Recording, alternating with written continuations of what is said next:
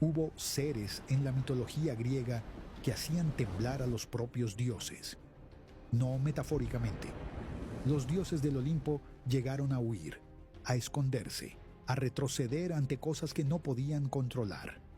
Zeus, el padre de todos ellos, el que venció a los titanes y gobernó el mundo desde su trono en el Olimpo, hubo una noche en que decidió no perseguir a alguien que lo había traicionado. No porque no pudiera, sino porque la madre de ese alguien era Nyx, la diosa de la noche. Y Zeus no quería despertar su ira. Eso dice todo sobre cómo funcionaba el poder en el mundo griego.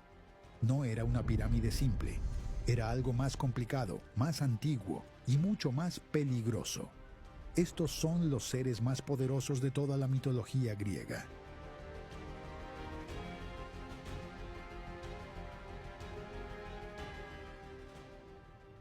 Nyx era la noche en persona.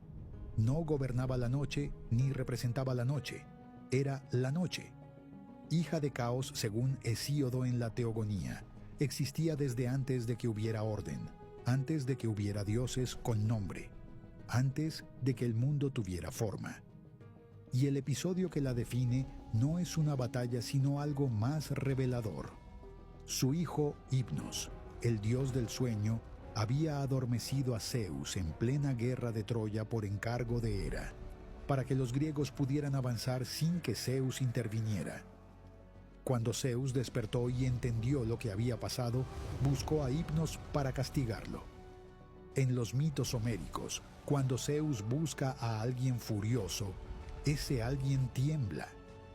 Hipnos corrió directo a su madre, y Zeus paró. Homero lo escribe en la Ilíada sin rodeos. Zeus no quería entrar en conflicto con Nyx, el dios más poderoso del Olimpo, el que había ganado la guerra contra los titanes. Prefirió soltar su ira antes que provocar a la madre de la noche. Ninguna otra entidad en toda la mitología griega produce ese efecto en Zeus. Nyx no necesitó pelear nunca. Con solo existir, ya estaba por encima de todo. Gea era la tierra. Y antes de que existiera cualquier dios olímpico, antes de que Zeus naciera, fue Gea quien movió las primeras piezas que definieron el destino del mundo. Hesíodo la describe en la Teogonía como la primera en tener forma y voluntad. Sola, sin nadie más, generó el cielo, el mar y las montañas. Después se unió a Urano, el cielo que ella misma había creado, y juntos engendraron a los titanes, a los cíclopes y a los hecatonquiros.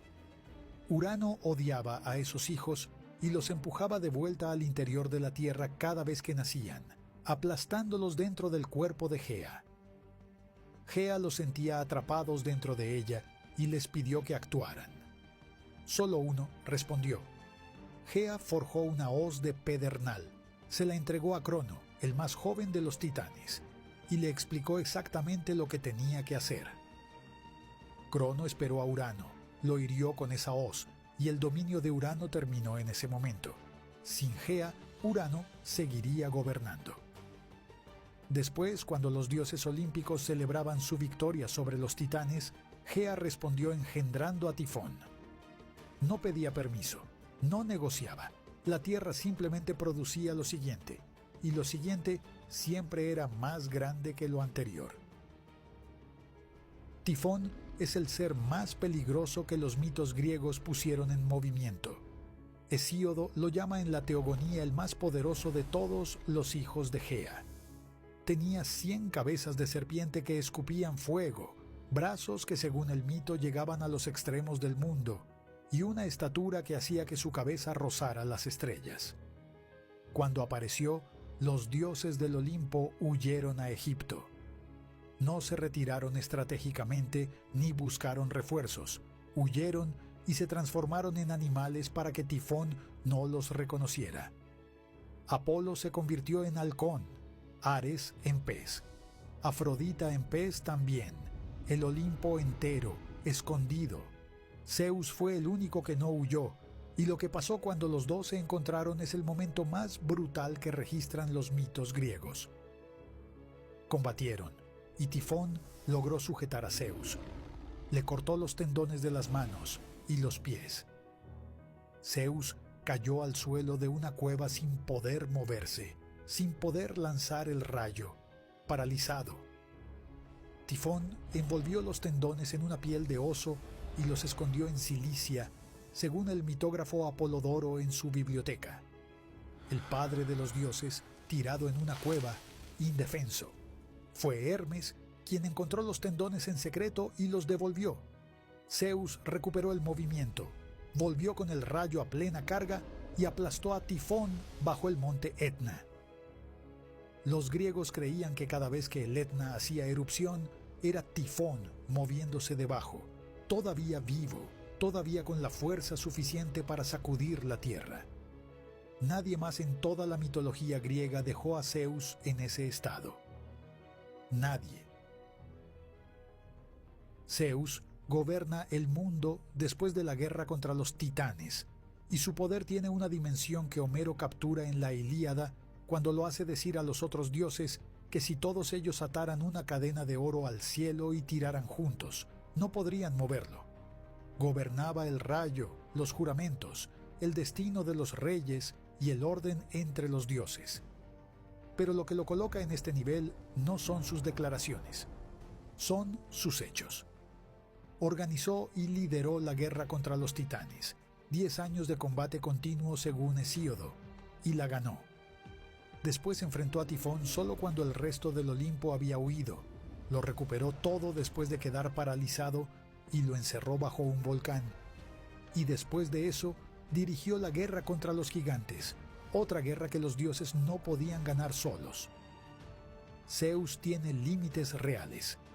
Nix lo frenaba, el destino lo condicionaba y Tifón lo había paralizado.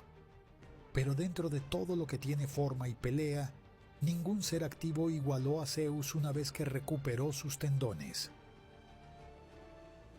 Crono fue el titán que gobernó antes que Zeus, y entender lo que era Crono requiere separarlo de cualquier confusión con Cronos, que era una entidad primordial completamente distinta, sin ninguna relación con él. Crono era un titán, hijo de Urano y Gea, el más joven de los 6 titanes originales, y el único que tuvo el valor de actuar cuando Gea pidió ayuda. Con la hoz que su madre le entregó, derrocó a Urano y tomó el control del mundo. Gobernó durante la Edad de Oro, un período que Hesíodo describe en los trabajos y los días como la era más próxima a la perfección que el mundo conoció, sin sufrimiento, sin vejez, sin guerra. Pero Crono tenía encima la misma profecía que había perseguido a su padre. Uno de sus hijos lo destronaría. Y Crono respondió de la única manera que sabía. Cuando Rea, su esposa, parió a su primera hija, Crono la tomó y se la tragó ahí mismo. Hestia, después Deméter, después Hera, después Hades, después Poseidón. 5 hijos devorados al nacer, 5 dioses encerrados dentro de él sin poder hacer nada. Rea llegó al 6º embarazo desesperada, buscó a Gea, y entre las dos armaron el plan. Cuando nació Zeus, Rea envolvió una piedra en pañales y se la entregó a Crono. Crono la tragó sin mirarla. Zeus creció en Creta escondido. Cuando volvió, forzó a Crono a devolver a sus hermanos y declaró la guerra. Crono perdió esa guerra. Fue encadenado y enviado al Tártaro. Un titán que había tragado a 5 dioses no se destruye, se encierra. Los hecatonquiros eran 3 hermanos que nacieron con 100 brazos y 50 cabezas cada uno. Hesíodo los nombra en la Teogonía: Coto, Briareo y Giges. Y lo primero que hay que saber sobre ellos es que tanto Urano como Crono los encadenaron apenas nacieron, porque les tenían miedo. Eso antes de que hicieran nada, solo por lo que eran. Cuando Zeus los liberó para la guerra contra los titanes, quedó claro por qué todos los que los precedieron habían preferido mantenerlos encadenados. En el momento decisivo de esa guerra, los 3 hecatonquiros lanzaron 300 rocas a la vez, 100 brazos cada uno, una roca por brazo, en una lluvia que no daba respiro. Hesíodo escribe que con ese ataque los titanes fueron aplastados y la guerra que llevaba 10 años se decidió en ese instante. No fue el rayo de Zeus el que ganó la titanomaquia, fueron los hecatonquiros. Zeus los puso después a vigilar las puertas del Tártaro, que es la mejor manera de entender el nivel de lo que eran. Los seres más peligrosos del mundo, usados como carceleros de los prisioneros más peligrosos del mundo. Poseidón gobernaba el mar y los terremotos, y en los mitos homéricos su